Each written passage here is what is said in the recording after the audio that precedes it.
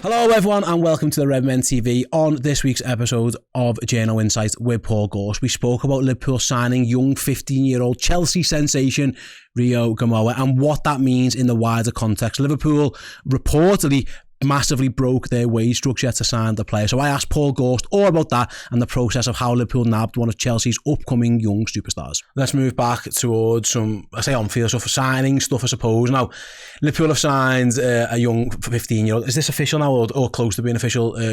Rio Ngumoha from Chelsea. He's 15 years old, so I'll be honest, I'm not comfortable hyping up a 15-year-old. I think there's been lots around it, Paul, but obviously you wrote again in the Echo around the story of how Liverpool got to get a player who clearly everyone thinks is a very talented young lad. We'll see how that develops, who Chelsea were seemingly really keen to keep.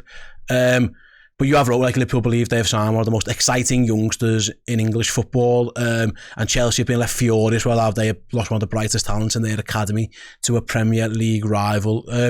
It feels like Liverpool did a lot of work to get this over the line, so clearly they're expecting big things of him, but it's clearly left Chelsea feeling more than angry. Yeah, Chelsea furious by all accounts, losing one of the star players in their academy, but it was put to me, you know, when I was piecing this piece together, the pathways are there at Liverpool, just aren't there at Chelsea. I sort of looked at how many players they've signed since the Todd Bowley era kicked off, and it's over 30. They've just signed Kendry Paez, the Ecuadorian teenager, for 17, 18 million. They've signed Estevan Willian from Palmeiras for close to 30. And these are players in a similar age range as Ngumoha, so you can see where he's probably looking at that thinking, well, if I can't get in ahead of the Mudricks and the Sterlings and, you know, whoever, and then they're signing players who are same age as me essentially for tens of millions of pounds, what chance have I got? And it's a very fair point, and I think, so it was mentioned about the Carabao Cup final with Liverpool. Obviously the injury situation sort of contributed towards it, but Liverpool in that game with Jarell Quansah on the pitch and Queven Kelleher in goal and James McConnell, Jayden Danns, Bobby Clark, Harvey Elliott started the game, Conor Bradley started the game. And there's a great picture after the game of all the sort of academy graduates on the Wembley pitch with the winners' medals, and Trent's there, and a couple of others who've come through the system. Curtis Jones, I think, who was injured at the time as well, and it's just a great sort of indicator that, you know, you get your chance at this club, and maybe that's what Ngumoha was looking at and thinking, well, I can be in the first team there in 2, 3, 4 years. We've seen Trey only get his debut last season. Again, based on the injury crisis at the time, but that Southampton game, you're looking at, you know, Lewis Kumas playing and scoring, Jayden Danns, likes of Callum Chambers, Ben Doak, Kate Gordon, they all had opportunities last season. So it's night and day, really, with Chelsea's strategy in Liverpool. So you can see why, if you're one of the most talented players in your age range in the country, you can see why Liverpool would appeal ahead of Chelsea at this stage, because you're going to get in the first team a lot quicker, or first team opportunities at least. And yeah, Liverpool, speaking to people this week, they think that he's absolutely one of the best around for his age, and they've got high hopes for him.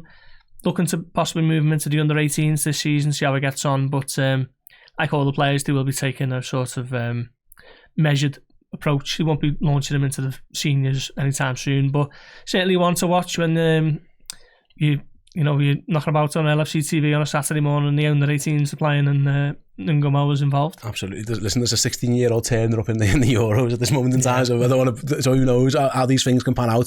The bit I really wanted to speak to you about actually was the reason he moved, because I think it was Fabrizio Romano, but I think it was, who said something like, you know, Liverpool are prepared to break their academy wage structure and their usual way of working around young players. But in your report, I'll read it word for word and get some more. He said, suggestions Liverpool have broken their wage structure to land the winger have been rubbish. It's understood that the arrival of Ngumoha is in keeping with existing policies that are strictly set out by long-serving academy director Alex Inglethorpe, and the player will be on a scholarship wage, as most are. So Liverpool are firmly refuting that story, that they've gone above and beyond to sign this lad, to obviously, for numerous reasons, obviously, but they are, like I said, they're batting that one away. Yeah, it just won't be true. Liverpool don't make any sort of hugely special allowances for any player, really. You know, when you're a teenager of that age, they have a strictly set sort of way of working with scholarship terms and getting into certain education facilities around the area. If he's moved with his family, he obviously moves somewhere there with his family. If not, he'll go into digs with the families who sort of take these players in. There's a very clearly defined way of working at Liverpool at that level, and they wouldn't have broken the wage structure for any player really, even if they had a Lionel Messi in there. Yeah, absolutely. We'll see how it pans out. Like I say, we'll wait and see. He's a young lad, no pressure on him. But I thought it was fascinating. It continues to happen. Obviously, Alvin Ayman from Wolves, I don't know where we're at with that one, but that one was close to being done. You mentioned in your piece here, Clark, Doe, Gordon, Scanlon. There's loads of these lads who've been knocking around. It's clearly a massive policy of Liverpool's. Yeah. And what we are seeing, and it goes back to what you said before about the pathways and stuff, young players are keen to join Liverpool now, and that's something, you know, that the academy should be very proud of. Not only are they developing their own players and the young, you know, the local players, and your Quanders and your Alexander-Arnold and your Joneses, but they are also prepared to bring players in, and the players want to join. Yeah, I think was it late 2020 when the rules changed around bringing in players from the continent, around obviously the United Kingdom leaving the European Union. That had a knock-on effect and has essentially led to Liverpool being a bit more aggressive and proactive in targeting who they feel are the best young players in the country, or you know, even in Scotland. They brought in Ben Doak from Celtic. He'd had senior first-team football at Celtic. Callum Scanlon coming from Birmingham, didn't he?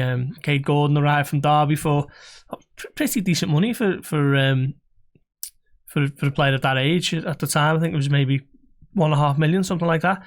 So yeah, it's been a process now for Liverpool for the last 3 or 4 years, and Ngumoha certainly fits into that category. So it's going to be great to watch him in the 18s this season, see how he gets on. And I don't think I'd be shocked if he's getting on the bench for League Cup games or anything like that at this stage, but certainly one to watch for the future.